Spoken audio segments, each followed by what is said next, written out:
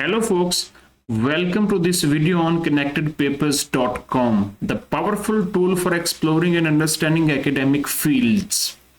With connectedpapers.com, you can visualize relationships between papers, discover important works and much more. More specifically, if you want to find similar academic papers to your work very fast, this video is for you. This connectedpapers.com can develop your visual awareness of the current trends in a field as well. Before starting this video, if you haven't subscribed to this channel yet, go and subscribe to get the daily dose of our videos. Visit connectedpapers.com in any web browser.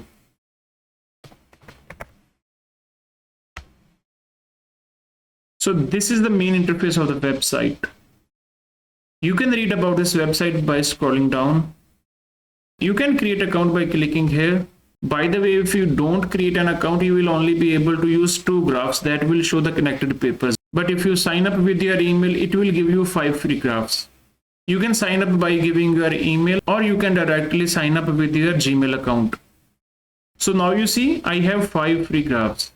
What you need to do is just write the search key terms. You can use the paper DOI here as well.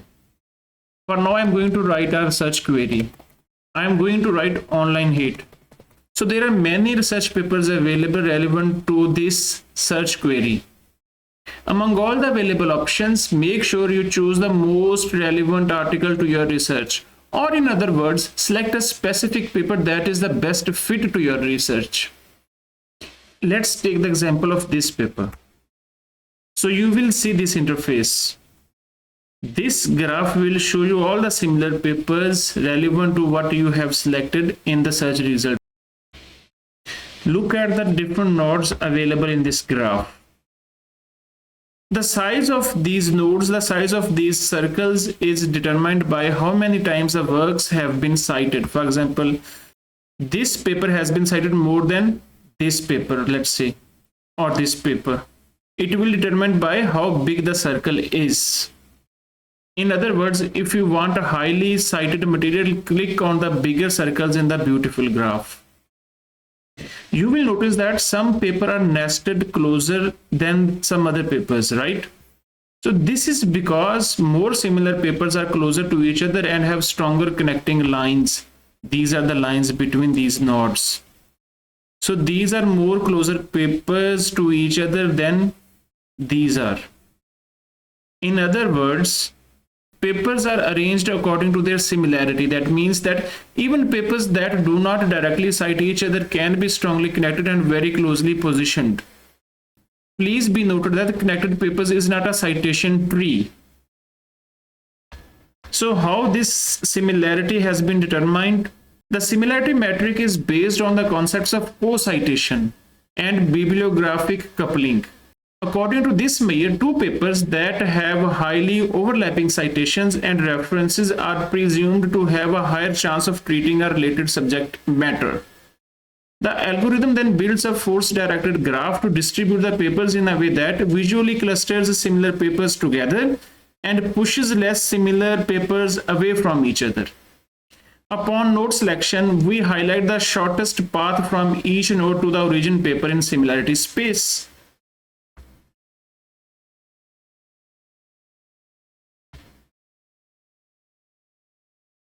Let's talk about this color scheme. The circles are arranged in a gradient from light to dark, indicating that the lighting color circles represent papers that are older than the darker ones. In other words, the shading of the circles serves as a visual cue to indicate the relative age of the papers, with the lighter shades representing earlier papers and the darker shades representing more recent papers. For example, this paper is older than this paper because of the shade this circle has. And you can compare this with this color bar. Now let's talk about these 2 options. Prior works first.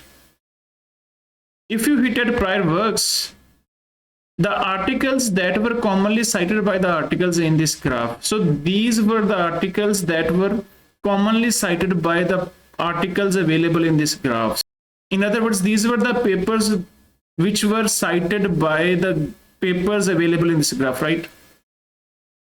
Now let's talk about this derivative works. If you hit on derivative works, you can get papers that cited many of the documents in this graph. So these papers have cited the papers available in this graph. Let's differentiate these two options again. Prior works will give a list of articles that have been cited by the articles available in this graph, right? And derivative works will list the research papers that have cited these papers available in this graph. So that is a very useful tool. You can use it. By the way, you can list of prior works and derivative works as bibliographic files by clicking add download. So if you click on any node, it will show some details on the right side of the screen. Who wrote this article? This author plus 4 authors. And in which journal it was published, Crime, Law and Social Change.